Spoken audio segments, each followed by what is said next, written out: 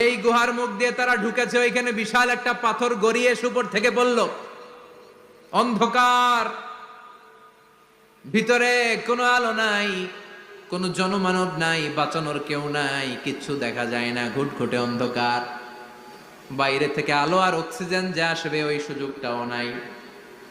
তিনজন বুঝে গেল আমাদের মৃত্যু এখানেই হবে, আমাদের কঙ্কালগুলো শত শত বছর এখানে পড়ে থাকবে, কেউ উদ্ধারের জন্য আসবে না, ঠিক কি না? বাঁচানোর কেউ নাই, অক্সিজেন যতটুকু আছে কিছুক্ষণ পরে এটাও শেষ হয়ে যাবে। তিনজনের একজন বলল আমাদের বাঁচানোর কেউ নাই, একজন ছাড়া তিনি কে?